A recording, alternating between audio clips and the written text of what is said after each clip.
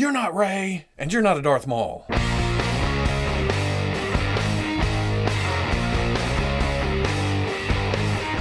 Okay, people, welcome back to another Fwoosh review. Today, let's take a look at the Hasbro Star Wars Black Series Force Friday 2019 Wave 1 assortment of all these figures. Okay, because all of these released at the same time, I'm just going to take a quick look at all of them, because that's how we roll on the Fwoosh. These are just all the standard editions. I didn't pick up any of the white boxes, the first run or first editions, whatever.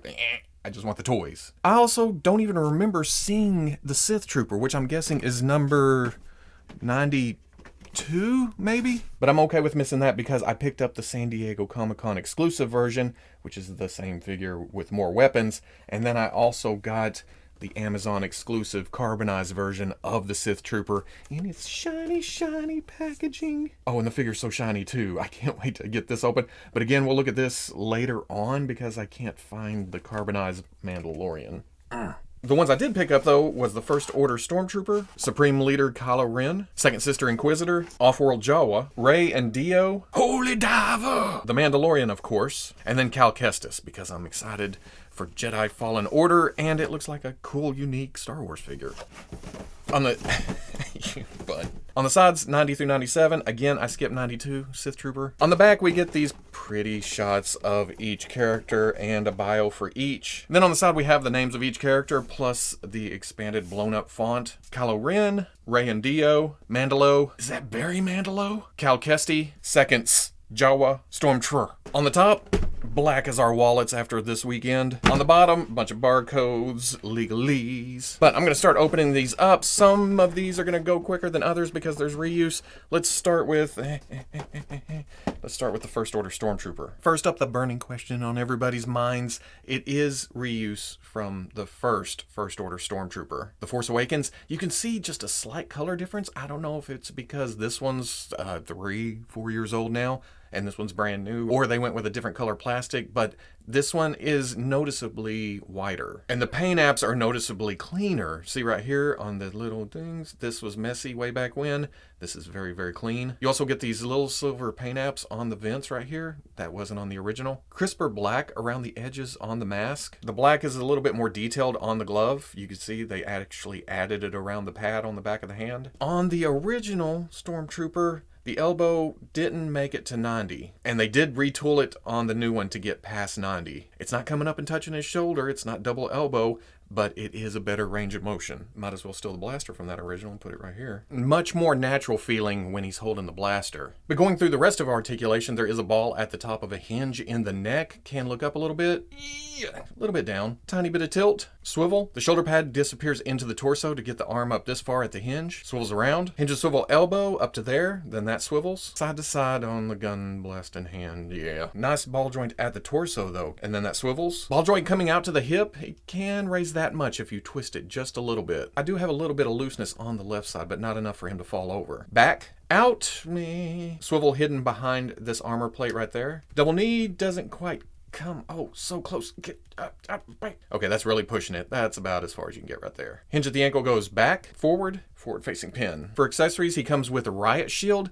It's still a little bit bowed, but not as bad as that original one that we got way back when. And then this time around, the window is black instead of gray. Also comes with a baton, nice paint apps here, silver, the red running down the end. It's open position in the package, but you can close that up and use it like a standard. And then he does come with the little blaster. Same paint apps, black, white, matches the overall look really, really well. Then you can either put that in his hand, or it does have a pin and a slot, so tiny, get in there, to make it look like it's holstered on the leg. Height-wise, the Stormtrooper stands at just a little bit over 6 inches. Here he is with the first Hasbro Star Wars Black Series Riot Control Stormtrooper, or whatever it's called, and then the SH Figuarts First Order Stormtrooper. Like I said, he's about 98% reuse of that original figure, and then it kind of fits just a smaller helmet, the bodies. Next up, let's take a look at good old Kylo Ren. Looking at Kylo, again, it is complete reuse from a previous figure. This is the Last Jedi Kylo Ren.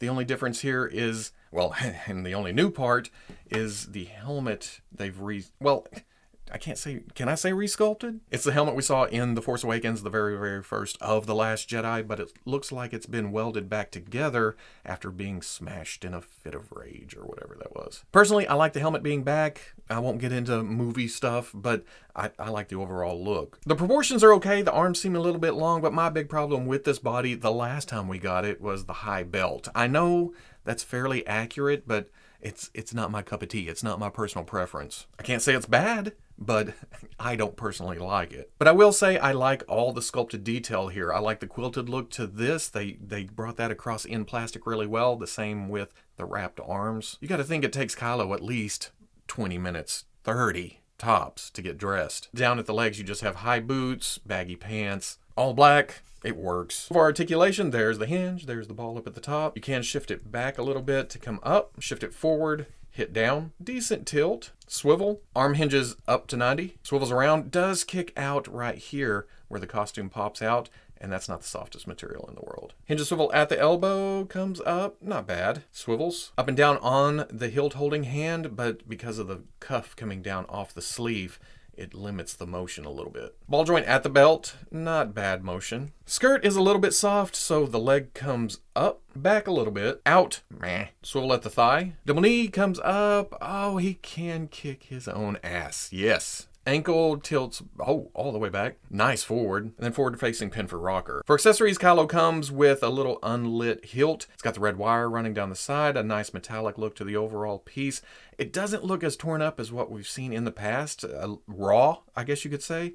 It's a little bit cleaner, and I don't know if it's because of the paint apps or if that's like that in the movie. Then there is this peg on the side right there. He's got a slotted peg hole back here. You get it in there and, oh, no. In there and, oh, nope, in there and, oh, nope. That kind of sucks, but I will never display him with just the hilt because we have this. I'm not going to get into the mechanics of having two little itty bitty lightsaber daggers sticking out of the side. We're way past that.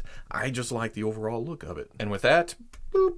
That's where it needs to be. Newer items we get, though, includes a cape. It's got kind of a rough and tumble look, like it's been packed away for 50 years or something. Essentially, it just sits on Kylo's shoulders. And that's not bad. It's black. Of course, it matches the rest of his costume, but it gives him kind of a regal look. Nice looking hood on the back, big, huge, kind of Jedi-like, but it does cause a little bit of traffic cone syndrome. It's a soft material, and you're going to get some poses, but it's not going to flow if he's like kneeling down or something. He's Supreme Leader now. He bows to no man. But the hood snaps off. There's two pins on the shoulders. Goes into peg holster like that. At first, I didn't even realize it did that. I was thinking, oh, what? You have the down hood, and then you have an up hood? But that comes off, and then this goes on. See what it looks like on Kylo. Not bad. I feel like it should come down some more. There is gap between it and the head, and you can't really do anything about it because plastic does what plastic does. If anything, this will be my... Where did everybody go? This will be my naked Kylo Ren, and the SH Figure Arts with the cloth cape and hood will be my whatever, Supreme Leader Kylo Ren. Kylo stands at about 6¼ inches tall. And then here he is with the Hasbro Star Wars Black Series The Last Jedi Kylo Ren, and then the SH Figure Arts The Last Jedi Kylo Ren. I like how tall these are, especially compared to the Figure Arts, but the Figure Arts just has the better overall presence. And then there is the Offworld Jawa. Now, my big question with this figure was, what is under that robe? And the simple answer is just a lot of reuse from the first Jawa. Same head, same sculpted arms under the cloth robe. But on the original, it had the traffic cone skirt around it. I split it up the side, and you can see the legs up underneath. And it's the same body on the new one. But unhindered, with this cloth robe over it, you can get full on running, whoop, kneeling down, whatever you want to do with this one. The harnesses are also the same, right down to the tube running to the gun that goes in the holster. But besides the improvement to the movement improvement, I also like the darker color scheme here. The biggest is the gray color to the robes. It just, I don't know, it makes it look like a shadow Jawa, kinda, a stealth Jawa. The pouches are a darker brown. It has a wash to it to bring out all the nice little details, but it takes a minute to realize its eyes are red instead of yellow. I don't know if that's from being off-world, you're breathing different kinds of elements or something. This is the snake eyes of my Jawa team now. And even though they didn't have to, they put some weathered paint apps down here on the feet. Well, I guess you'll see it it gets into extreme, well, no, not even then. But at some point, you're going to see the feet and think, oh, it's dirtied up. That's nice. There is some fraying to the fabric, but look at this character. He's a junker. This works. Articulation, there seems to be a hinge down at the neck. Can look down, swivels. The arm hinges up. Cloth gets in the way, can come up to about right there. Hinge comes up to not quite 90. Then swivels. Side to side hinge on the hand. Get up under the cloth at the waist, and you can see the torso is just this one again without the plastic robe under it. There is mostly swivel, not a lot of movement otherwise. But now you can get the legs all the way up, back, out is actually the best we've seen in this wave so far. Swivel at the thigh, hinge and swivel at the knee, and it only goes to about right there. Because on the original figure, you didn't get a lot of movement down here anyway, so I guess they thought, well, we'll just throw that down there. Hinge at the ankle goes back, goes forward, and then forward-facing pin for rocker. For accessories, like I mentioned, he comes with this blaster that is kind of part of his overall harness, and I worry about how soft that is. It has a nice wood grain paint job right there. It brings out some of the detail against all this gray. But then he also comes with this blunderbuss looking pistol. It looks shiny, but at the same time it looks aged. I also feel like this should be a different color maybe, wood, something. But it is hard to get into two hands given the articulation of the arms here. But it does work with the Jawa just holding it down to its side. The Jawa stands at about 4 1/4 up to the top of the hood. And then here's a comparison with the first Star Wars Black Series Jawa and the Star Wars Black Series. I think that's Landspeeder Luke. Appropriately short, but again, I'm really digging those colors. Next up is the second sister Inquisitor. It's easier to bring the figure out of the front of the bubble and then slip the cape out the back. You don't want to go pulling that cape all the way through that slot right there. Oh, and very nice for, out at least today, the first fully unique sculpt of the set. Very cool looking uniform look to it. I can almost see female Imperials being made out of this. I cannot remember. She was in the comics. She had a white stripe in her hair or something, or 2 different colored eyes. Would this be a nice base body for her? Have the silver bars right here, the stripe coming down, mostly just, tight clothing up at the top. There's some wrinkles. There's some detail work. Same for the pants, some wrinkles, some gray. Get down to the boots. It's not quite your standard high boots. It has these 2 hang down straps right here. So there's a little detail. The lower tunic piece, softer material, and it is loose on the body, so you can get it out of the way. I do have some stray red here. There's supposed to be red up in the inside of here, the red right here, the red on the thing, then the stripe coming up the side. I've got a splotch right here, just the thing, and then blop right there. The red, the blacks, the grays, they all work really well together, but with this clean a design, you have a couple of mess ups and it really sticks out. But then you get up to the helmet and it distracts me from the rest of the costume. It's very Vader-like with this design coming down on the back, but then you get to the front, it's definitely not Vader-like. The shiny black is very nice looking, and then the red, it stands out against it. It almost looks out of place with the rest of the figure. You think, oh, armored helmet, you need some armor bits down here, but that's not the figure's fault. That's not Hasbro's fault. And it's not a fault at all. That's just the design from the game. Because it's a unique sculpt, it uses the newer dumbbell top joint going from the neck up into the head. But because of how the helmet's designed, it gets in the way a little bit. You can look up, can look down. Fair amount of tilt. Swivel. The arm hinges up past 90, swivels around. Elbow past 90, swivels up and down for a fighting hand. Has a trigger finger, but no gun. Ball joint at the belt comes forward, goes back. A little bit of tilt, swivel. Hip comes up to 90. Back, not bad. Out, decent. Swivel at the thigh. Double knee. Even with the thing, yep, not a problem. Ankle hinges back, hinges forward, and then some rocker action. For accessories, she comes with the standard Inquisitor lightsaber. It's got the nicely sculpted disc in the middle. You have the red, you have the black, you have the silvers. It does not spin on that axis though. It's just one solid piece. And then you have the red lightsaber blades. They do come out if you want to display her without the blades. But I never display them that way. Always lit. She had this cape on in the package, dark red on the inside, shiny black on the out. It has a very, very nice texture to it. Except at the top, it's smooth for that shoulder pad look, which, hold on, we'll get to it. And the parts hanging over the shoulders has the Imperial logo. It's sculpted into the cape and then painted. The paint is a little bit rough. On the shelf, you'll never know the difference.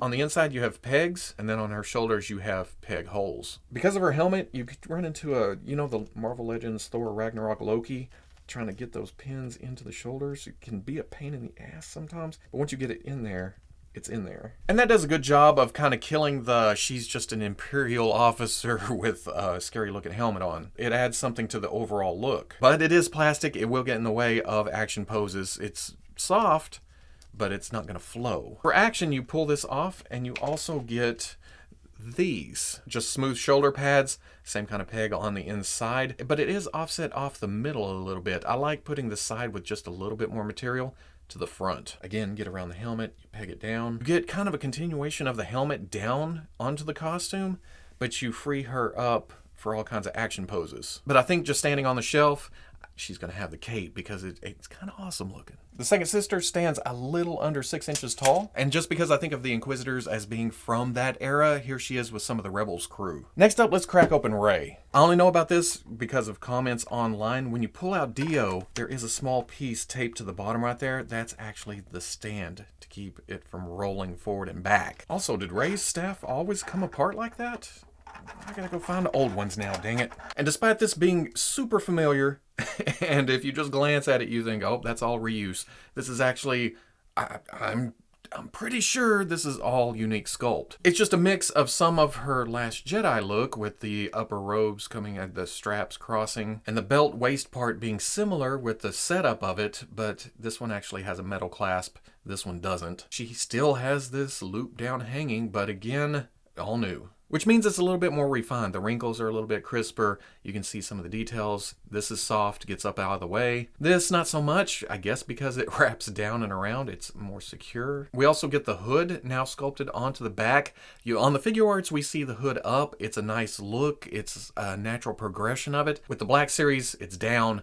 I wish we had a separate piece, kind of like the Kylo Ren. But we also get this bag that's strapped over her shoulder. You can take it off if you want, bring it all the way down, but at the moment, I'm just leaving it on because it works, it fits, I don't want to mess with it. But even that gets a little silver paint app right there, also on the clasp down here. Being her brightest costume so far, you can't forget your roots. There's a little bit of dirt thrown in here in places just to, you know, keep it from being sparkling white. But it seems kind of odd that it's just in those two spots. I mean, the rest doesn't really have a lot of dirtiness to it. There's some right here and right here, but not a lot. Initial pictures from Canada, where this was found a couple of weeks ago, I really like the face printing tech on the face. It's natural looking. It's more subtle. They're getting better and better with it. My problem is the eyes are a little bit crooked. We get a little bit of Shannon Doherty look to this one. I looked through several of them. It seemed that this was in different positions. This is actually the best.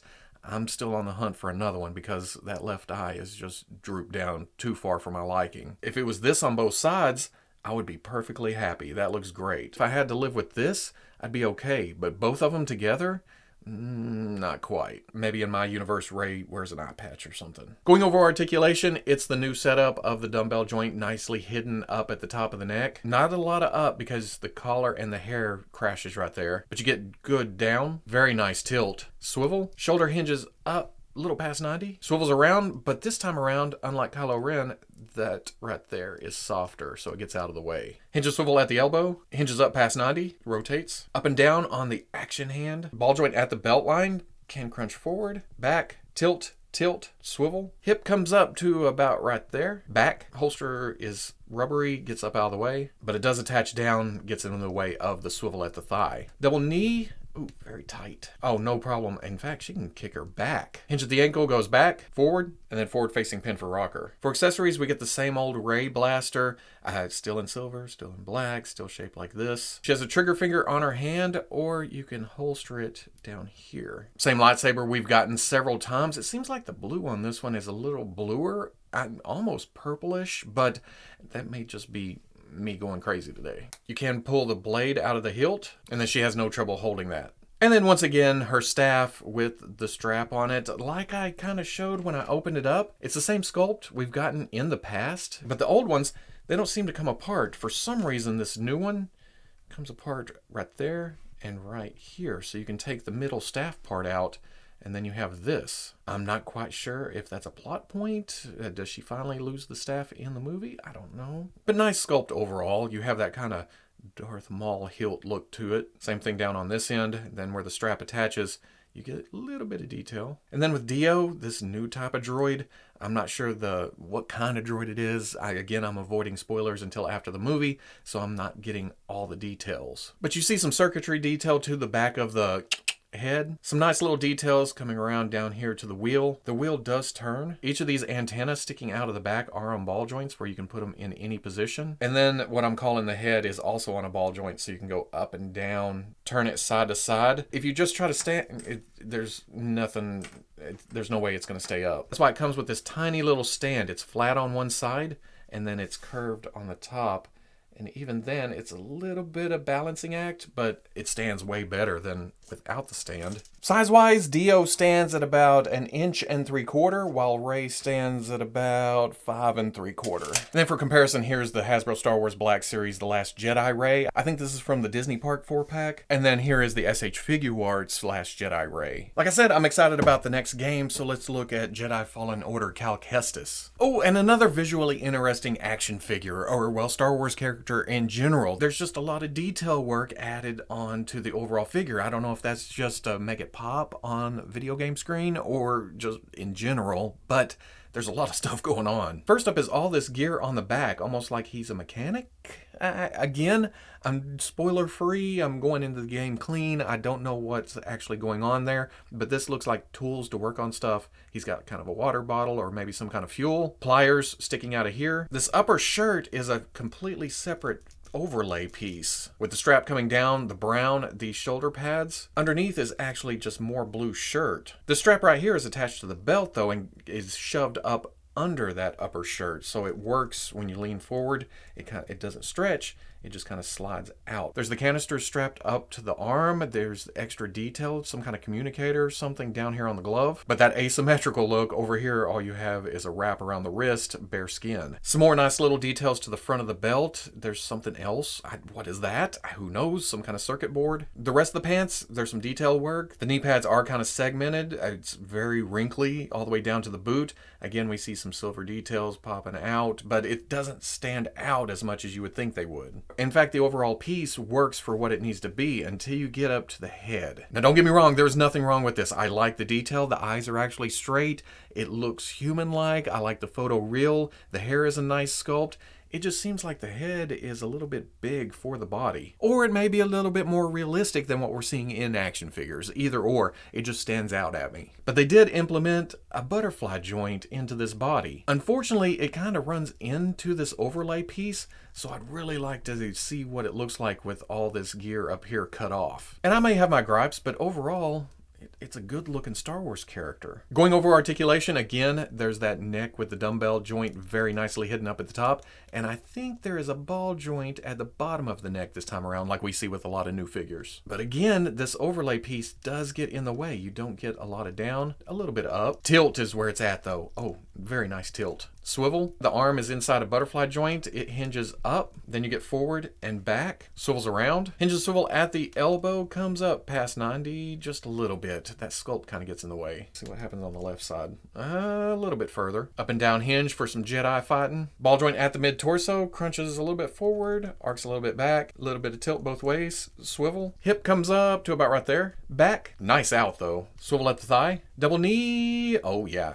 Kicks his tool belt ass. Hinge at the ankle goes back. Nice forward facing pin. For accessories, he comes with a lightsaber. It's very Knights of the Old Republic. It's big, it's chunky, it's thick. It has this piece coming up over the blade. And I was thinking maybe the blade was a little bit thicker, but next to Rey's lightsaber, I know people are going to give me shit for that. It doesn't look any bigger, but you can see the difference in blues against my blue background. There you go. The blade is removable from that, but there's nowhere to store the lightsaber, except of course in his hand.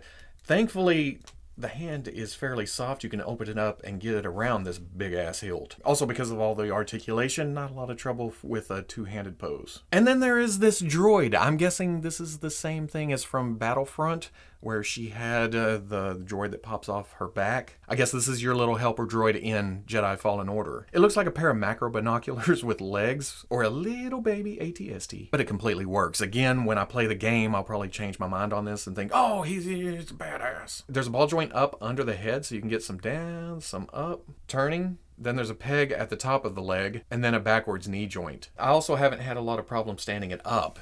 It's actually kind of Cool. BD1 stands at about 1.5 inches to the top of the antenna, while Cal Kestis stands at about 6¼ inches tall. And again, being kind of from that same era, here he is with the Rebels crew. And then finally, let's take a look at the Mandalorian. And I almost feel like I'm predisposed to like this figure since I like Boba Fett so much. And maybe that was the whole point of this creation in the first place. Hey, people like Boba Fett. Hey, people like Jango Fett. Let's make a Mandalorian, but make it our own. And in some roundabout way, I am completely okay with that, especially if we're going to get designs like this. It's definitely Mandalorian, but it's definitely thrown together too. We get that familiar look to the chest piece with the line in the middle. It's kind of Jango, it's kind of Boba. Same thing goes for the gauntlets. You have this design work from Boba Fett. Same thing here with this keypad. The thigh armors are mismatched, like from 2 different sets of armor. The knee pad, very familiar. Of course, that's from Boba Fett. But over on this side, it takes a second, but then you realize, oh, this is a Scarif Trooper. It's hidden under a couple of straps, but that's definitely it. I'll also say these plates on the back of his hands are familiar from somewhere. The arrows